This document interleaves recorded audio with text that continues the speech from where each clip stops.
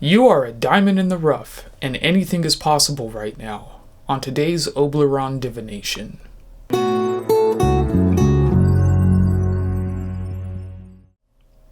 Greetings everyone, I am Oberon, Lord of the Underworld, and consort to the most lovely Hecate. Thank you for joining me on today's Elemental Synastry reading. It is a divination technique which was given to me by the goddess upon our sacred marriage. It involves the tarot, the 5 elements, and astrology. Now this is a timeless collective reading, so take what resonates and discard what doesn't. And as always, make sure to use tarot to confirm what you already intuitively understand, and do not take tarot as literal advice. So if you're a new viewer to this channel, I welcome you and thank you for watching. And for all the returning viewers and subscribers, thank you for your continued support.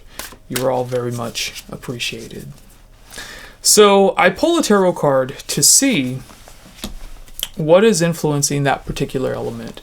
And the first element we start off with is the element of spirit, which is represented by the bell. And we have pulled the Queen of Wands. So, very auspicious. Yeah,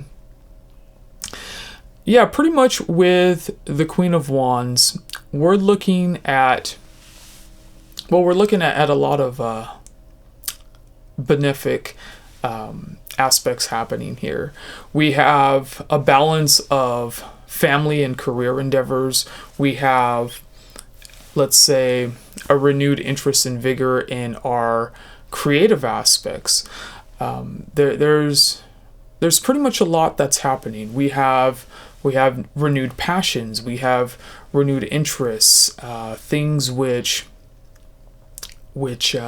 maybe we put on the back burner for a while. And pretty much what's happening is with the Queen of Wands energy, we are allowed to be able to pursue both the practical aspects and the passionate aspects of what we want to accomplish. So, you know, like I said, if there's some kind of new something that sparks your fancy, let's say maybe it's taking a dance class or an art class, or perhaps doing something that we normally wouldn't have incorporated into our routine.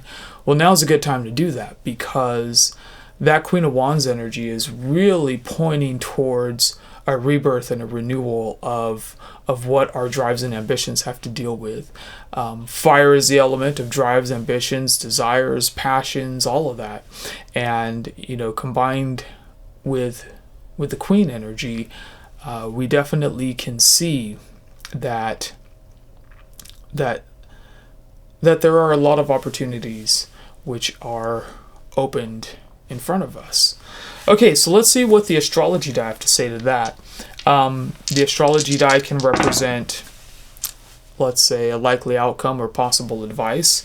And we have the South Node in Cancer in the 12th house. Okay, so I roll once for the house, and I roll a second time for the decan. And we have, all right, the first decan of that 12th house. Okay, let me line this up real quick. So Uranus in that first decan of Cancer. Okay, so, and especially combined with that 12th house energy, it's really calling for not only a sort of, let's say, unexpected move in we view our passions and how we view our love, but also to kind of rebuild and reconstruct what we are, again, how we view ourselves.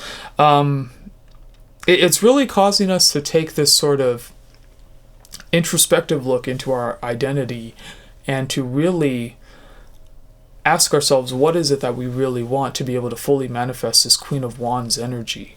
There is, you know, Uranus is the planet of, well, it rules Aquarius, and so, you know, we have many Aquarian traits associated with it. Uranus is also the sky god, so pretty much the sky's the limit. It is about getting rid of our sort of preconceived notions, you know, going in with the attitude that anything is possible, going in and saying, okay, let's not hinder ourselves, let's not limit ourselves, let's ask us what we really are who we really are. And so that first decan of Cancer is the Lord of Love. Sometimes it can represent romance and soulmate connections. In this particular endeavor, well, it can even represent that here. I'm also getting a bit more of the let's say the creative aspects of it too, which it can also represent. So especially with that Queen of Wands energy, and what I was saying earlier with now's a good time to start those new sort of passion projects. It seems to also be sort of reiterated in that first decan of Cancer. The 12th house energy is really interesting because it could mean a variety of things. So let's say maybe we are looking at the end product of a series of decisions. Maybe we are looking at, we've been doing the work on ourselves. We've been improving ourselves, all those types of things. Maybe even our skill sets or whatnot. And now we've kind of gotten to this point to where it's like, okay, well, where are we going to go with this? We have this Queen of Wands energy, which is telling us, or I should say inspiring us also to be able to kind of branch out and launch out with this newfound skill set, with this newfound insight that we have as well.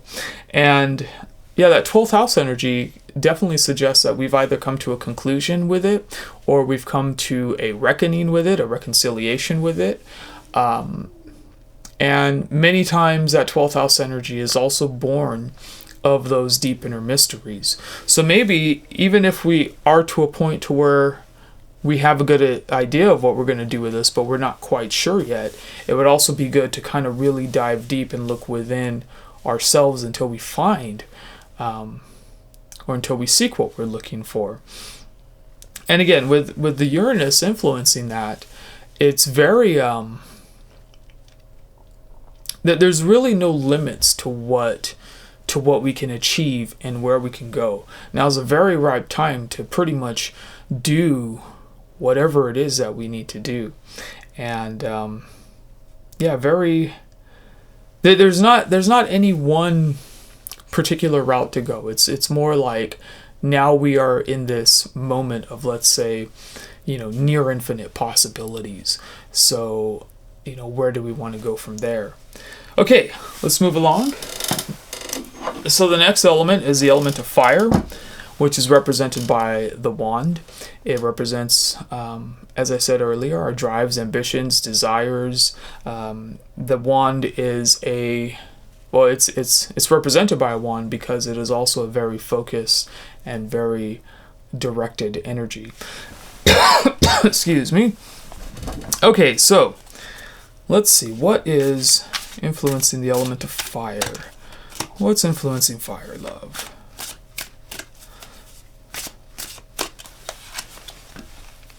All right, so we have the Ace of Swords.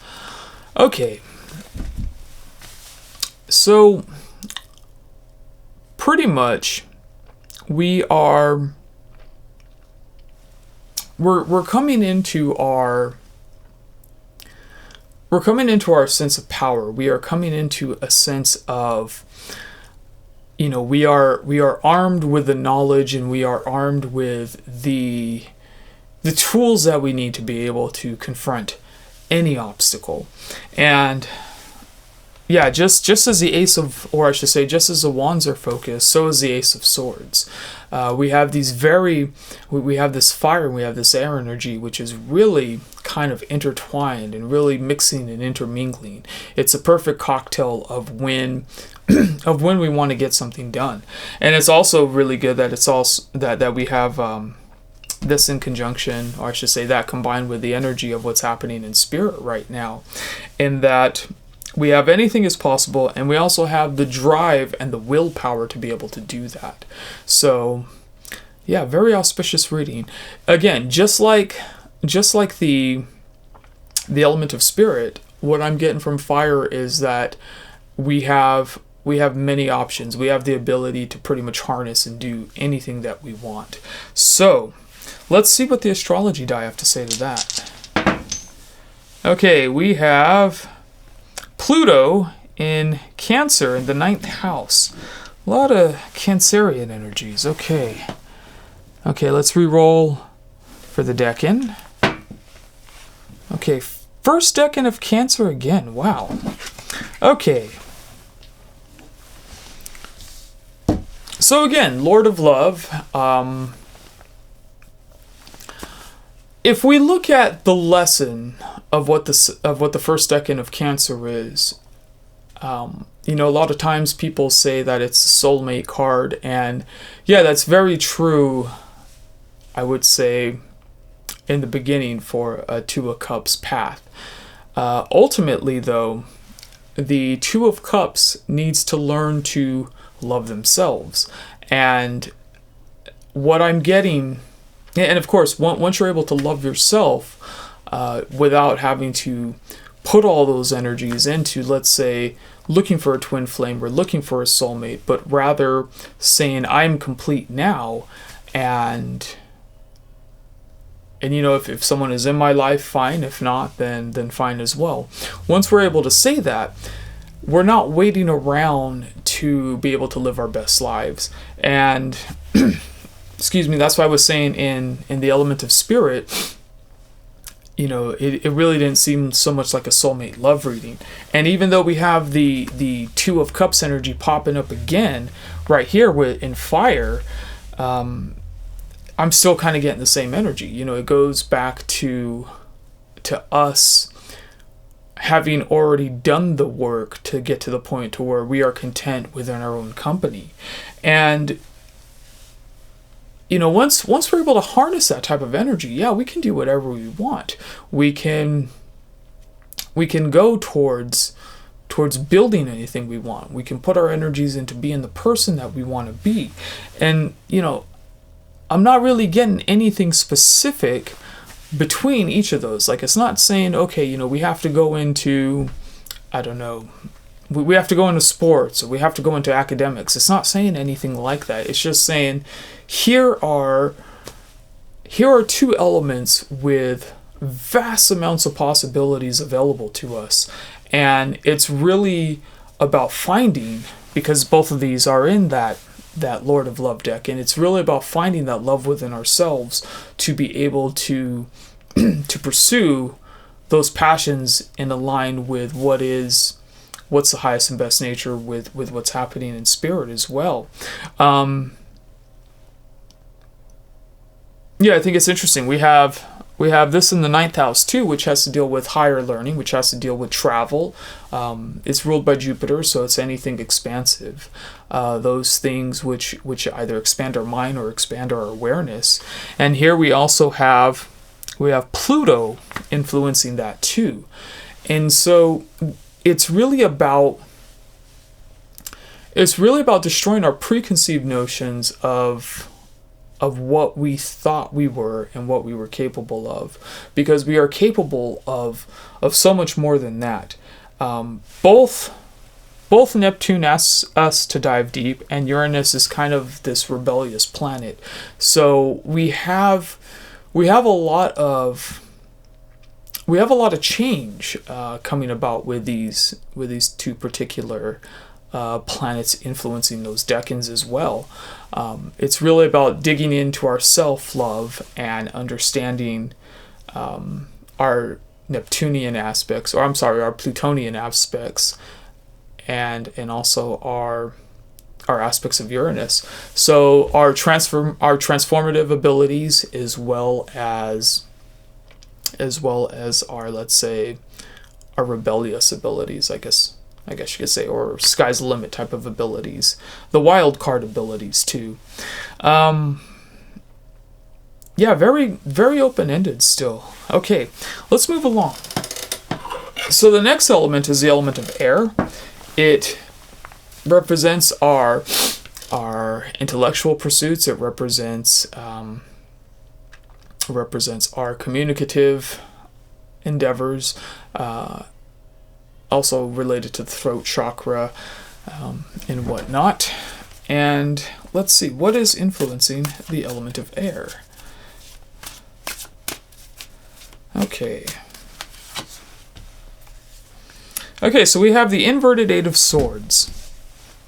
And that's Yeah, that's also another auspicious sign. This is really a reading about endless possibilities. The more elements we get into it. So the inverted Ace of Swords is normally about restriction or restrictive properties in the upright position. But with it being in the inverted position, we're looking at a removal of a lot of our self-imposed limitations. We're looking at a removal of any fear, doubt, or disbelief that we may have had in the past. And with that related back to the element of air, perhaps we were afraid to communicate what we needed to communicate. Perhaps we were afraid to pursue, let's say, it could be hang-ups regarding school. It could be, or let's say maybe even higher education or something like that, or even just wanting to learn something in general. It could relate back to that. So yeah, we're really looking at a release of a lot of energy that no longer serves us. We're really looking at a type of really just, I've said it multiple times before, it's like the sky's the limit. It's like everything is open to us right now. All the restrictions are gone. We've done the self-work to be able to love ourselves enough, to be able to appreciate our own company enough, to know that, we need to be motivated pretty much for our own needs, not necessarily because someone told us or, we have to or whatever. It's just really for ourselves. And really, once we master that love of ourself, it becomes very easy to remove those restrictions. We're no longer burdened by what others think. We're no longer burdened by really caring about things which are completely beyond our control. So let's see what the astrology die have to say to that. Okay, so we have Pluto again in Virgo in the 8th house. Wow. Okay, let's re-roll for the decan. Okay, 9. So middle decan of Virgo. All right. Okay, so yeah, that middle decan of Virgo, it's the 9 of Pentacles. It is, I guess some people would call it the minor arcana of the Empress. It's that energy of independence. It's that energy of being able to support yourself, of being able to be fine on your own. You don't need anyone or anything else. And that really coincides, especially with this sort of renaissance of self-love happening in the elements of spirit and fire. We're pretty much looking at having this vast amount of independence combined with this vast amount of possibilities throughout the different elements. And we have Pluto in the 8th house, and of course Pluto rules the 8th house, so a lot of Plutonian energy. And we also had Pluto in the element of fire as well. So there's a lot of transformation happening. There's a lot of shedding of our old skin. There's a lot of the death of the old self to be able to facilitate this new energy which is coming in. And that would make sense, because why would we ever, how could we ever move on if we're always the people that we used to be? It's impossible to do that. And really, to be able to comfortably move on, we're going to need a lot of transformation, and we're going to need a lot of change. And Pluto is stepping in to help us out with that. This seems to be just a very liberating sort of reading, a reading which really revolves around rediscovering, one's own independence and rediscovering one's own passion for life. So, very, very good. All right, let's keep moving. So now we are on to the element of earth, which is represented by the pentacles. And the pentacles can represent our spiritual and material properties, acquisitions. Generally the bedrock and foundation for which we base a lot of our beliefs and fortunes on. Okay, so what's happening in the element of air? Wow, okay. So we have the Ten of Wands, the inverted Ten of Wands. And again, this is one of those cards where normally in the upright position, it would represent some type of oppression or carrying a burden. But in the inverted position, we have basically, you know, we're letting go of that burden. We're shedding it. It no longer serves us. It no longer suits us. And really there's no reason to have it be around anymore. And so that would also make a lot of sense, because we have everything else, which is pretty much letting go. You know, we have this inverted Eight of Swords where we are releasing those restrictions, and now in the element of earth, we are releasing the burdens of that Ten of Wands. That could be, let's say, some type of spiritual or even financial oppression. Maybe we had some money wounds. Maybe we felt like we were not worthy of money. We got into this point to where, you know, we feel like we shouldn't have it because money is the root of all evil, and, you know, all these sort of negative belief systems about money. Even spiritually, you know, it could represent something to where, you know, maybe we had negative attitudes towards spirituality. Let's say, you know, we were younger, we went to church and we did everything that they said, and then at some point, let's say during, I don't know, later childhood or adolescence or maybe early adulthood or something like that, we kind of had this you know, forget this type of stuff type of attitude. And,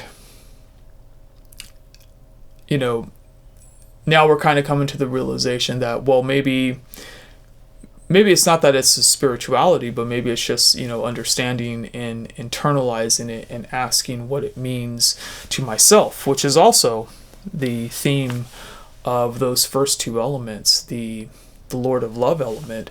So getting rid of that oppression, getting rid of those restrictions, really going back to the core of the self, really going to rediscovering the self. And, you know, with this burden lifted, especially when it revolves around our spiritual and material aspects, it really opens a way up for us to be able to make a lot of money too. So I would say that not only, you know, is this something which the sky's the limit with let's say our mental aspects or our element of fire or the element of spirit, you know, not only are those things really just in abundance right now, and really, you know, the stars are aligned, it seems like, or the elements are aligned in this particular reading. Not only is it that, but, you know, it's really about, it really, you know, that knowledge has the ability to really trickle into our material world as well. So, you know, whatever it is that we've been thinking about doing, or that we've been thinking about pursuing or starting, now's an excellent time to just do it. This could also mean that, you know, maybe somewhere in our even working, let's say, a steady job that we've always worked, this could even mean being able to look at it in a different way, to be able to do our job better, to be able to, let's say, qualify for a raise or something like that. So it's just really about thinking outside of the box and really being able to say, okay, well, what are the skills that I bring to the table, and how can I really capitalize off of this too? Because right now it is a time of pretty much infinite manifestation. It's pretty much the time of being able to do whatever we want and whatever we need to do. All right. Oh, no, let's roll the astrology die. Okay, so what? Wow, Uranus again in Taurus in the first house. Okay. And let's re-roll. Okay. So we're in that first decan of Taurus. And that first decan of Taurus is the Five of Pentacles energy. So that's the feeling down and out. That's the feeling left out in the cold type of energy. And yeah, it could. This is definitely a money wound because, or some type of destitution like that. But I would say definitely leaning towards a money wound. Our own attitudes, perhaps negative attitudes towards money, also kept us impoverished. Maybe we felt like we didn't, earn it. Maybe we felt like, like I was saying earlier, money is the root of all evil. Well, now's the time, especially with Uranus there, to really just get rid of that, because we have the inverted Ten of Cups, which is influencing that. So, the burden is over. Whatever we experienced in the past, whatever feelings of insignificance or insecurities or our own hangups, now's the time to just release it, especially being guided by that Uranus. And this also is in the first house, which rules our outward appearances. So, perhaps we projected a very, let's say, impoverished image to the outside world. Perhaps we felt like we weren't worthy of dressing nice, or of maybe, not wanting to show off our figure, or those types of things, because we were afraid to attract attention. Well, this is really about just getting rid of all of that. This is really about just embracing who we are, and to appreciate and to celebrate ourselves too. I'm really getting a sort of low self-image with that reading, because look at all of it combined. So definitely the Pentacle reading is leaning more towards the material, and it's more leaning towards self-image at this point. And I would say that, if there were any advice to this, it would be to make the outer world feel as rich as the rest of the elements, as what's happening. Here we have this Queen of Wands energy. Here we have, the Ace of Swords energy, which is pretty much spearheading our drives and ambitions. We feel like we can do anything. The restrictions are lifted. Okay, well, good. All that's there. So now, let's dress the part. Let's look the part to where, we begin to feel as wealthy on the outside world as we do on the inside world. It's very difficult to get a lot of this stuff to manifest when we do not take care of what our outward projection of our image is. Very difficult. Okay, let's move on to the last element. It is the element of water, which is represented by the cups. And it represents our emotions, our intuitions. Our intuition. And let's see. Could even represent psychic abilities, those types of things. Our empathy. All right. What is influencing water, love? Inverted Ten of Swords. Wow. So we have an Eight of Swords, we have the Ten of Swords, we have the Ten of Wands, all inverted, all saying that, we're at the end of a cycle. That inverted Ten of Swords is really a rebirth. It's a renaissance of how we feel and our emotions. It is, and again, tens are also the end of that particular elemental cycle. So we have the endings of the element of wands, and we have the end of swords, which is fire and air. And it's no coincidence that fire and air, even in this reading, shows an ending and a new beginning with the ace. And of course, all this goes back to the element of spirit, and it's basically the Queen of Wands saying that we can do whatever we want. Sky's the limit on that. So yeah, emotionally, we've cleared up a lot of junk. We've reconciled with a lot of things. We've gotten to the point to where, we've done all the work and we know it. And now it's time to really step into this new person, and again, we have this wealth of emotions. So it's really just in the material realm that we need to really work on that, and in our own self-image that we really need to work on that. There's this whole wealth of energy just beneath the surface, and the only thing which also needs to catch up too is that element of earth, is that self-image.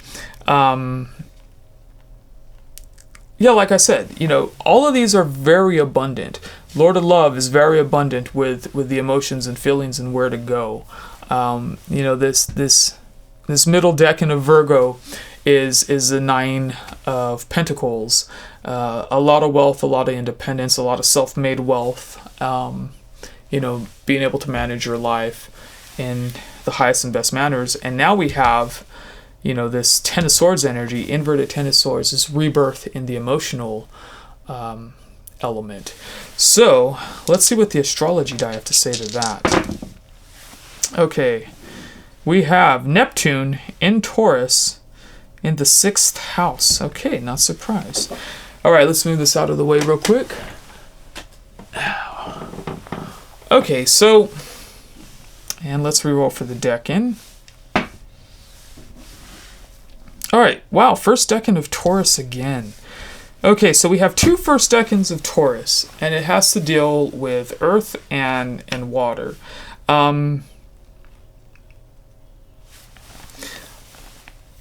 So pretty much, yeah, Leo is that King of Swords energy. Leo is all about the entertainer. It's all about performing for others, and we have this rebirth in the element of water, but we still may feel a little bit impoverished, or that we may feel a little bit shy. That's what I'm getting for this.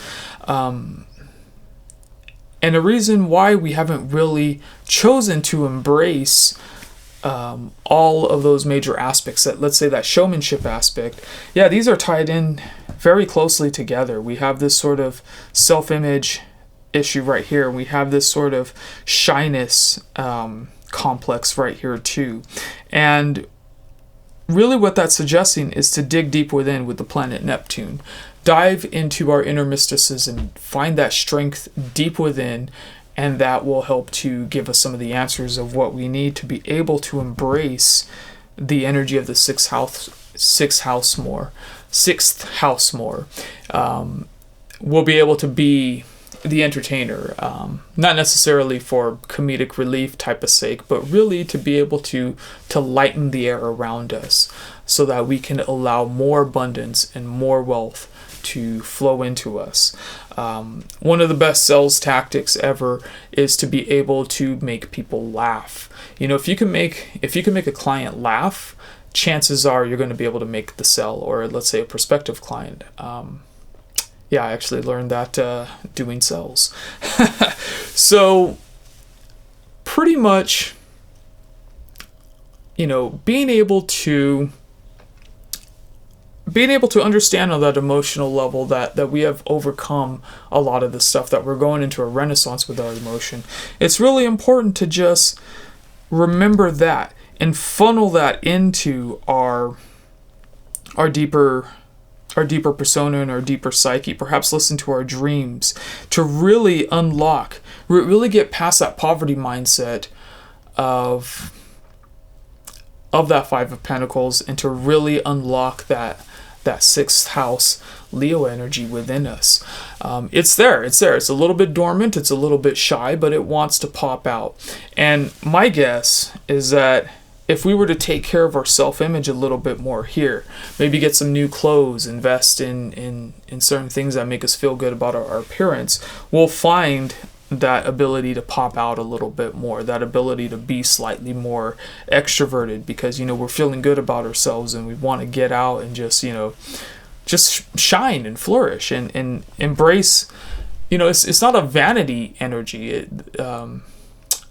Leo is represented by the sun, and the sun is really the self. It's our outer persona. It's really about embracing that and embracing who we are. If we're not embracing that, then we're really doing ourselves a disservice. If we are dimming our lights because we feel we have our own hang-ups that are affecting us negatively in some way, then yeah, we need to we need to just embrace ourselves a little bit more. And again, it's not vanity.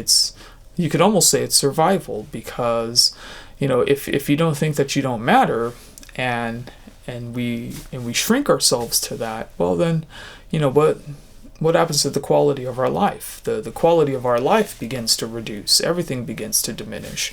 So, take care of the self-image. Let it unlock the aspects of self to really enjoy and flourish.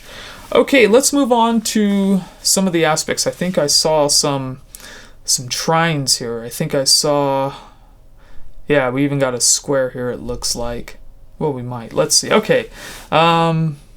So I do know that we have one. Huh?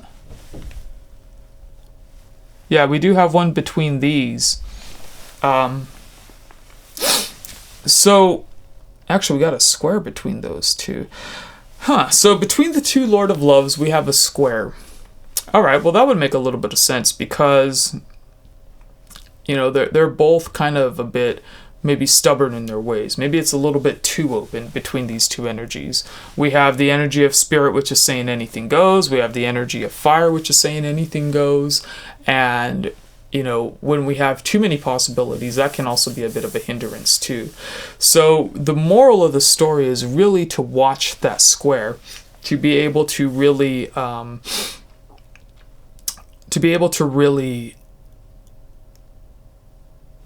have a direction between those. I would say the direction should be initiated by the element of fire. Again, the wands, or fire, is represented by the wands, and the wands are a very directed energy. So start with what's happening in fire. What do we want to accomplish? What do we really want to desire? And that'll free up the energy of the Queen of Swords a little bit more. If we have some goals set here, this will probably help to funnel this down a little bit too, because this is also a lot of possibilities too. So calculate our drives and ambitions, and let spirit kind of follow suit. Let's see what else. Okay, those are slightly off. Okay, yeah, we do have a trine here.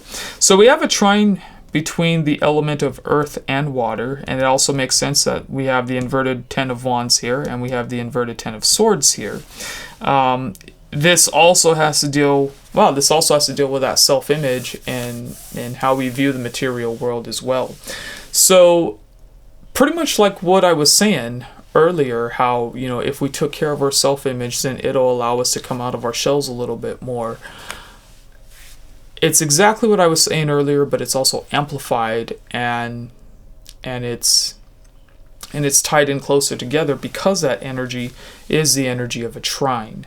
And really, as we work on one, it'll fix the other. They'll be kind of simultaneously. It could even be the opposite way. Maybe we're in a point where we're not earning a lot of money right now.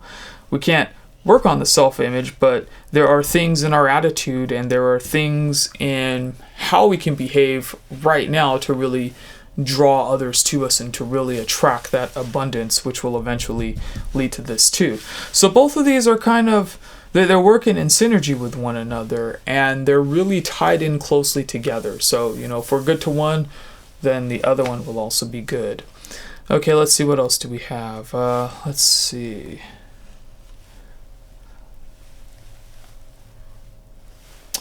Yeah, I think that's about it for now. Let's see, 30.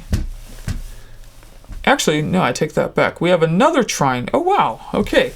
So we have a grand trine formed between the element of earth, fire, and water. It's trined between these two, and also these two are trined, and those two, and those two. So yeah, we got a grand trine between all of that. And that is the energy of the Ace of Swords influencing the fire element. Okay, so that would suggest that it's really about concentrating. Well, I mean, they're all going to kind of work within synergy with one another. What I would say is start with the element of fire. That brings back more importance to how we want to define our drives and ambitions. What do we want, and how are we going to get there? How hard are we willing to work for it? You know, ask ourselves all those kinds of questions first, because that'll not only help clarify this square over here in spirit, to allow spirit to facilitate us better, but it'll also help to strengthen the relationship between this trine. Now, that would be the easiest way to be able to sort of maximize this energy. But of course, you know, any one of these, you know, even if we were to work on our emotions, or if we were to work on the element of earth, any one of those will help to kick this whole chart off. Let's see. Yes. Yeah, so the element of fire is probably definitely one of the more, I would say that would be the linchpin element to this whole reading. Discover what it is that we truly want, and that'll help to clear up the rest of it. And again, everything, especially in, you know, in spirit and also in air, everything is really cleared up, and things are just primed and waiting to go. Even the sort of Five of Cups energy between earth and water is kind of minimized, because really, well, you know, the burden is lifted. We've also come to the end of the cycle with the Ten of Swords. Both of these, we've come to the end of the cycle. Both of those are ready to move on. So maybe we felt impoverished because of that before, but whatever it is, again, it's just time to move on. Let's see. Okay, so I think I'm going to take it over to the extended on Discord. If you're interested, then yeah, sign up for my Discord. The link is in the description.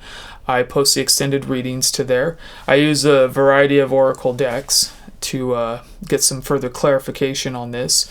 So yeah, we'll be seeing. It'll probably give us a little bit more specific direction. Like, you know, what exactly is the Queen of Wands want us to do? You know, what exactly are these burdens lifted? Or, you know, what are the more precise restrictions? So yeah, check that out if you're interested in that. And if you've resonated with today's reading, feel free to leave a comment or a like or subscribe. I really appreciate it all. And may Hecate illuminate your path and guide you at the crossroads.